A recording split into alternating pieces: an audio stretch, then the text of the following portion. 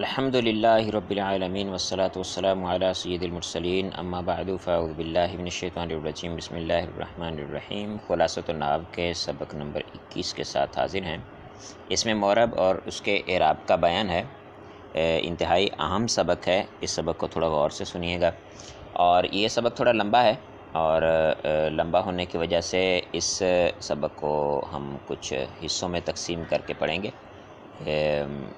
کیونکہ اہم بھی ہے اور پھر ہم نے اس کو اچھی طرح سے سمجھ کے پڑھنا ہے، اس وجہ سے اس کو کچھ حصوں میں کر کے پڑھیں گے۔ ابتداً بیان کر رہے ہیں، کہتے ہیں اس میں مورب کی اعراب 3 ہوتے ہیں۔ نمبر 1 رفع، نمبر 2 نصب اور نمبر 3 جر۔ اچھا،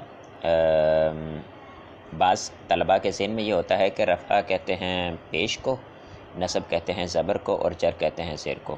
ایسا بالکل نہیں ہے، یہ غلط کانسیپٹ ہے اگر کسی کے ذہن میں موجود ہے تو۔ اصل میں یہ ہے کہ فاعلیت، عامل اگر فاعلیت کا ہوگا تو اس کا اثر رفع ہوگا، اور عامل اگر مفعولیت کا ہوگا تو اس کا اثر نصب ہوگا، اور اگر عامل جو ہے وہ اضافت کا ہوگا تو اس کا اثر جو ہے وہ جر کی صورت میں ظاہر ہوگا۔ پھر رفع، نصب اور جر تینوں جو ہیں یہ اعراب کبھی حرکات کے ذریعے سے ظاہر ہوتے ہیں اور کبھی حروف کے ذریعے سے ظاہر ہوتے ہیں۔ پھر حرکات جو ہیں ان میں سے بعض اوقات کسی اسم پر تینوں حرکتیں آ جاتی ہیں، بعض ایسی کیٹیگری کے اسماء ہوتے ہیں کہ جن کے اوپر تینوں حرکتیں نہیں، 2 آتی ہیں، بعض پر صرف 1 آتی ہے، بعض پر کچھ تقدیری ہوتے ہیں، کچھ لفظی ہوتے ہیں، بعض پر تمام کے تمام اعراب تقدیری ہوتے ہیں۔ اور اسی طرح سے جو حروف کے ساتھ آتے ہیں اعراب، تو اس میں بھی بعض اوقات ایسا ہوتا ہے کہ تینوں حروف کے ساتھ الف واو یا تینوں کے ساتھ اعراب آتے ہیں، اور کچھ میں لفظی اور کچھ میں تقدیری ہوتے ہیں۔ اب یہ سب صورتیں کیونکہ اسماء میں پائی جاتی ہیں تو اس وجہ سے اس اعتبار سے اس میں مورب جو ہے اس کی تقریباً 12 قسمیں بنتی ہیں۔ پہلی 3 قسمیں بیان کر رہے ہیں۔ تینوں قسمیں جو ہیں ان کو اکٹھا کرنے کی وجہ یہ ہے کہ ان تینوں کا جو اعراب ہے وہ ایک ہی طرح سے آتا ہے۔ پہلے نمبر پر بیان کر رہے ہیں مفرد منصرف صحیح۔ مفرد یہاں پر مرکب کے مقابلے میں ہے کہ یعنی جو مرکب نہ ہو، منصرف ہو، اور منصرف کا مطلب یہ ہے کہ وہ غیر منصرف نہ ہو۔ غیر منصرف کا سبق ہم پیچھے پڑھ چکے ہیں، جس کو غیر منصرف کا معلوم نہیں ہے وہ پچھلی ویڈیو دیکھ سکتا ہے۔ صحیح ہونے کا مطلب یہاں پر نحوی طور پر صحیح ہونا ہے۔ صحیح ویسے حروف صحیح جس میں پائے جاتے ہوں اس کو صحیح کہتے ہیں، جس کے تمام حروف صحیح ہوں، صرفی اعتبار سے اس کو کہتے ہیں۔ لیکن کیونکہ نحو آخری حرف کے بارے میں بحث کرتی ہے، اس وجہ سے نحو میں صحیح ہونے کا مطلب یہ ہے کہ آخری حرف صحیح ہو، بھلے درمیان میں اس کے کوئی حرف علت ہو یا شروع میں حرف علت ہو۔ مثال کے طور پر لفظ زید ہے تو زید کے اندر زا شروع میں آ رہی ہے اور درمیان میں یا ہے، پھر آخر میں دال ہے، تو دال تو حرف صحیح ہے لیکن یا حرف صحیح نہیں ہے، لہٰذا اسے صرفی اعتبار سے تو اجوف ہونا پڑے گا، لیکن نحوی اعتبار سے وہ صحیح ہے کیونکہ اس کا آخری حرف صحیح ہے۔ وہ نحو آخری حرف پر بحث کرتی ہے۔ اور دوسرے نمبر پر موجود ہے قائم مقام صحیح۔ قائم مقام صحیح کا مطلب ہے کہ وہ صحیح نہیں ہوتا لیکن اعراب میں صحیح کے قائم مقام ہوتا ہے، کہ جو صحیح کا اعراب ہوتا ہے وہی اس کا اعراب ہوتا ہے۔ پہچان کا طریقہ یہ ہے کہ اس میں حرف علت جو بھی آئے گا یا اس سے پہلے حرف ساکن ہوگا، یا واؤ جو حرف علت آئیں گے ان سے پہلے حرف ساکن ہوگا۔ الف نہیں آئے گی کیونکہ الف سے پہلے حرف ساکن نہیں ہوتا، کیونکہ خود الف جو ہے وہ خود ساکن ہے تو اس سے پہلے ساکن نہیں آ سکتا۔ واؤ اور یا ہوں اور ان سے پہلے حرف ساکن ہو تو اس کو قائم مقام صحیح بھی کہتے ہیں۔ جاری مجرا صحیح، سد مسد صحیح، ساگ مساگ، یہ بہت سارے الفاظ استعمال کیے جاتے ہیں قائم مقام کے لیے۔ ناب مناب بھی استعمال کیا جاتا ہے لفظ، تو کسی جگہ پہ کسی قسم کا لفظ آ جائے، کسی جگہ قائم مقام، جاری مجرا، نائب مناب، سد مساد اور ساگ مساگ، یہ سارے الفاظ جو ہیں یہ استعمال ہوتے ہیں، تو پریشان نہیں ہونا چاہیے، مطلب سب کا ایک ہی ہوتا ہے۔ اچھا، اس کا اعراب تیسرے نمبر پر ہے جمع مکسر منصرف صحیح۔ جمع مکسر منصرف، اب جمع مکسر منصرف کا مطلب ہے کہ وہ اسم جو جس کا اعراب بیان کیا گیا وہ جمع ہوگا، مفرد نہیں ہوگا۔ پیچھے مفرد کا اعراب بیان ہو چکا۔ پھر جمع ہوگا تو جمع کون سی ہوگی؟ جمع مکسر ہوگی، جمع سالم نہیں ہوگی، کیونکہ جمع سالم مذکر ہو یا مؤنث ان کا اعراب آگے آ رہا ہے۔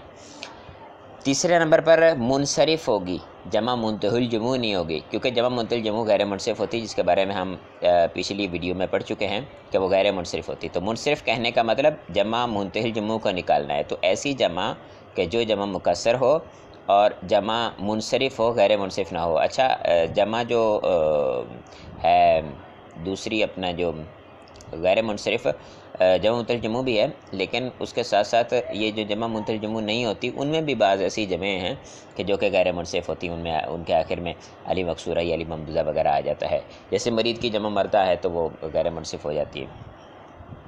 اچھا، اب ان تینوں کا اعراب کیا ہے؟ کہتے ہیں اس کی حالت رفعی دمہ سے، حالت نصبی فتحہ سے اور حالت جری کسرہ سے ظاہر ہوتی ہے۔ اچھا، اب حالت رفعی کا مطلب کیا ہے کہ اس پہ جب عامل فاعل کا داخل ہوگا تو فاعلیت کا تقاضا کرے گا اس کے اندر، اور اس میں وہ فاعلیت کا اثر ڈالے گا، اس اثر کا اظہار رفع کی صورت میں حالت رفعی میں ہوگا۔ اب اس اسم کو دیکھا جائے گا کہ وہ اپنی حالت رفعی کو کس طرح سے ظاہر کرتا ہے، وہ دمہ سے ظاہر کرتا ہے یا وہ تقدیری ظاہر کرتا ہے یا وہ واو سے ظاہر کرتا ہے یا واو تقدیری سے ظاہر کرتا ہے، کیسے ظاہر کرتا ہے یہ اس اسم پہ ڈیپینڈ کرتا ہے۔ اسی طرح سے حالت نصبی، اسی طرح سے حالت جری ہے۔ اب ان تینوں اسماء کی تینوں کیٹیگریز جو ہیں، ان کی حالت رفعی جو ہے وہ دمہ سے، حالت نصبی فتحہ سے اور حالت جری کسرہ سے آتی ہے۔ مثال دے رہے ہیں، جاء رجل، رأیت رجلا، نظرت الی رجل۔ اب دیکھیں رجل، رجلا، رجلین تینوں میں دیکھیں رفع اپنا دمہ فتحہ اور کسرہ تینوں موجود ہیں، اور اگر ان پر الف لام داخل ہو جائے تب بھی ان کا اعراب ایسے ہی رہے گا کہ تنوین اڑ جائے گی، اس کی بجائے پیش آ جائے گا، جاء الرجل ہو جائے گا، ٹھیک ہے۔ اسی طرح سے جاء زبی، رأیت زبیا، نظرت الی زبی، ان مثالوں میں بھی قائم مقام صحیح کی مثالیں ہیں۔ اور جمع مکسر منصرف صحیح میں جاء رجال، رأیت رجال، نظرت الی رجال، یہ مثالیں جو ہیں ان میں بھی تینوں میں آپ یہی ذہن میں رکھیں کہ ان پر اگر الف لام داخل ہو بھی جائے تو تب بھی ان میں فرق صرف اتنا آئے گا کہ تنوین نہیں رہے گی، لیکن زبر زیر پیش کو آپ زبر زیر پیش ہی کہیں گے، اس کو آپ دمہ نصب، دمہ فتحہ اور کسرہ کہہ سکتے ہیں، لیکن یہ غلطی نہیں کرنی کہ اس کو آپ رفع، نصب اور جر کہیں۔ آپ کبھی بھی کسرہ کو دیکھ کر جر نہیں کہہ سکتے، نصب کو دیکھ کر، فتح کو دیکھ کر آپ نصب نہیں کہہ سکتے، اسی طرح دو پیش کو دیکھ کر یا ایک پیش کو دیکھ کر آپ دمہ نہیں کہہ سکتے۔ اچھا، نمبر 4 کہتے ہیں جمع مؤنث سالم۔ یہ دیکھیں ٹوٹل 12 قسمیں ہم نے بیان کرنی ہیں، جس میں سے 3 ہو چکی۔ چوتھی قسم کہتے ہیں جمع مؤنث سالم، وہ جمع کہ جس میں جمع مؤنث سالم وہ جمع ہے کہ جس کی حالت رفعی دمہ سے اور حالت نصبی و جری کسرہ سے آتی ہے۔ حالت رفعی حاضی کراسات، یہ خبر ہے تو خبر حالت رفعی میں ہوتی ہے۔ مرفوعات ٹوٹل 8 ہیں اور منصوبات ٹوٹل 12 ہیں، اور مجرورات جو ہیں وہ 2 ہیں، جن کا تذکرہ اسی خلاصۃ النحو کے آخری پہلے حصے کے آخری سبق میں آتا ہے، ان میں لسٹ بنا کے بیان کی گئی ہے۔ پہلے ان کو سبھی کو بیان کریں گے، یہاں پر بیان کرنے کے بعد اس کی لسٹ جو ہے آخر میں بیان کی گئی ہے، تو وہاں سے دیکھا جا سکتا ہے کہ کون کون سی چیزیں حالت رفعی، حالت نصبی اور حالت جری میں ہوتی ہیں۔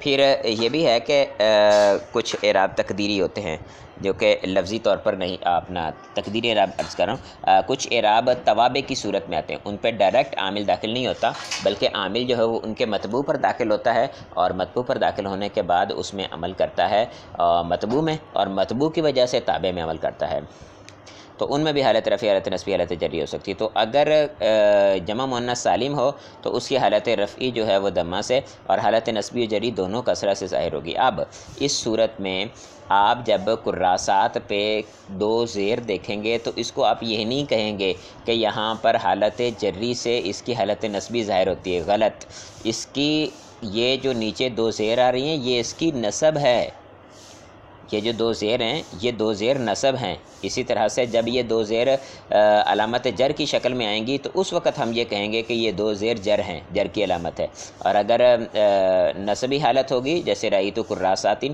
یہ یہاں پہ مفعول بن رہی ہیں کاپیاں، کاپی اس کا مطلب ہے کراساتن کی جمع ہے کراسات، تو یہاں پر یہ اس کی نصب ہے، یہ 2 زیریں نصبی علامت ہے، اس کو آپ جر کی علامت نہیں کہیں گے۔ یہ بہت بڑی غلطی ہے جس کو عامۃ الورود غلطیوں میں شمار کرتے ہیں، لوگ عام طور پر یہ غلطی کرتے ہیں، طالب علم بھی اور پڑھے لکھے لوگ بھی۔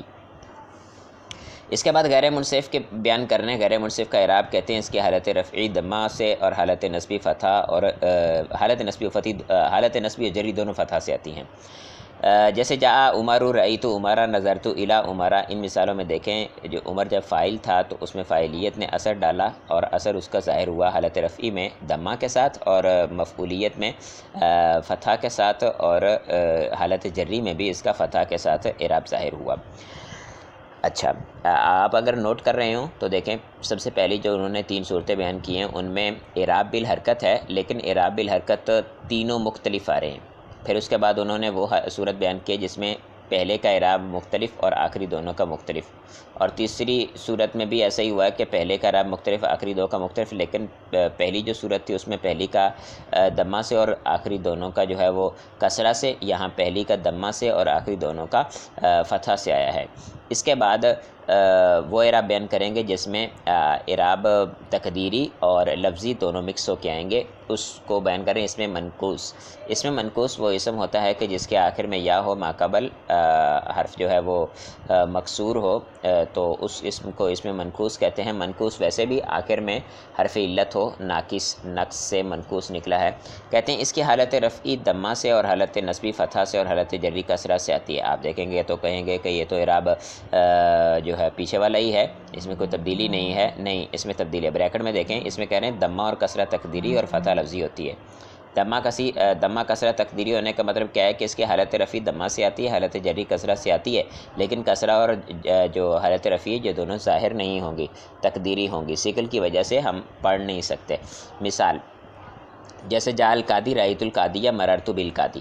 اب ان تینوں مثالوں میں دیکھیں تو قادی اور قادی یہ حالت رفعی اور حالت جری میں آخر حرف ساکن ہے، جب آخری حرف ہی ساکن ہے تو اس پر اعراب کیسے ظاہر ہو سکتا ہے؟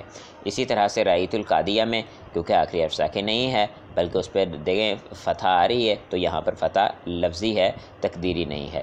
اچھا، قادی پر نہ آنے کی وجہ دیکھیں یہ ہے کہ اصل میں یہ قادیو تھا، جا القادیو، یا پہ دمہ دشوار ہوتی ہے، یا اس سے دمہ کو گرایا تو قادی بن گیا۔ اسی طرح سے مررت بالقادی جو ہے اس مثال کے اندر دعات کے نیچے زیر ہے، یہ اصل میں بالقادی ہی تھا، یعنی اگر ہم تعلیل سے پہلے دیکھیں تو بالقادی ہی تھا نا، یا کے نیچے کسرہ تھی اور دعات کے نیچے بھی کسرہ ہے، اور یا خود دو کسرہ کے کیا مقام ہوتی ہے، اور اب یہ جانتے ہیں کہ توالی اربع حرکات منع ہے، یعنی ایک ہی طرح کی 4 حرکتیں آ جائیں تو یہ منع ہے، تو اس صورت میں یا کو ساکن کرنا پڑا، تو یہ بالقادی ہو گیا۔ دونوں صورتوں میں جب ساکن ہے اس کا آخر تو اعراب اپنا لفظی طور پر کیسے ظاہر ہو سکتا ہے، کیونکہ اس کا اعراب بالحرکت آتا ہے، اعراب بالحرف تو آتا نہیں ہے۔ اب 2 صورتیں وہ بیان کر رہے ہیں کہ جن میں تینوں حالتوں میں اعراب تقدیری آتا ہے، کسی میں بھی لفظی نہیں آتا۔ کہتے ہیں کہ اس کی حالت اس میں مکسور اور مضاف الی الیا۔ اچھا، اس میں مکسور تو وہ ہوتا ہے جس کے آخر میں الف مکسورہ ہو، اور مضاف الی الیا جو ہے، مضاف الی الیا میں بریکٹ میں دیکھیں تو لکھا ہوا ہے علاوہ جمع مذکر سالم، یعنی جمع مذکر سالم کے علاوہ جتنے بھی مضاف الی الیا ہوں گے یہ ان کی بات ہے، کیونکہ جمع مذکر سالم جو ہے اگر مضاف ہوگا یا کی طرف تو اس کا اعراب آگے آ رہا ہے۔ کہتے ہیں اس کی حالت رفعی دمہ سے، حالت نصبی فتحہ سے اور حالت جری کسرہ سے آتی ہے۔ ان تینوں کو ان دونوں میں یہ تینوں اعراب جو ہے تقدیری ہوتے ہیں۔ مثال اس سے مکسور کی مثال بیان کر رہے ہیں، کہتے ہیں جا الفتح رأیت الفتح نظرت الی الفتح، تینوں حالتوں میں دیکھیں کیونکہ آخر میں آخری حرف الف مکسورہ، الف ہے، الف ساکن ہوتا ہے، ساکن پہ اعراب کیسے ظاہر ہوگا؟ تو جا الفتح رأیت الفتح نظرت الی الفتح۔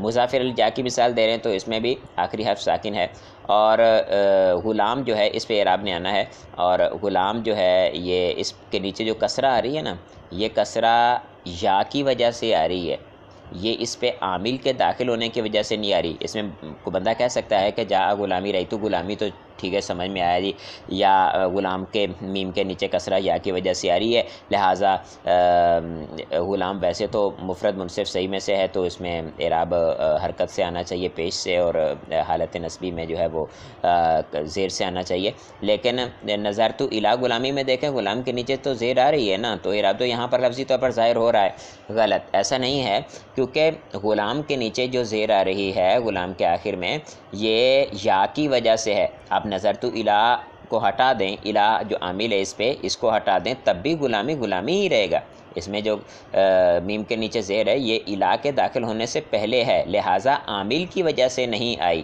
تو عامل کا عمل نہیں ہو رہا، لہٰذا عامل کا عمل تو تقدیری ہے، اعراب تو عامل کا عمل ہے نا، اعراب تو مناسبت کی وجہ سے تو نہیں آتا نا، ایسا تو نہیں ہے کہ یا کی مناسبت کی وجہ سے کسرہ آئی ہم اس کو اعراب شمار کر لیں، تو اعراب مناسبت کی وجہ سے نہیں آتا بلکہ اعراب جو ہوتا ہے وہ عامل کی وجہ سے آتا ہے، تو لہٰذا عامل جو ہے اس پہ کسرہ نہیں دے رہا، یہ کسرہ اس پر پہلے سے تھی، لہٰذا اس کو ہم اعراب تسلیم نہیں کریں گے بلکہ اس کی حالت جری جو ہے اس کو بھی ہم تقدیری سمجھیں گے۔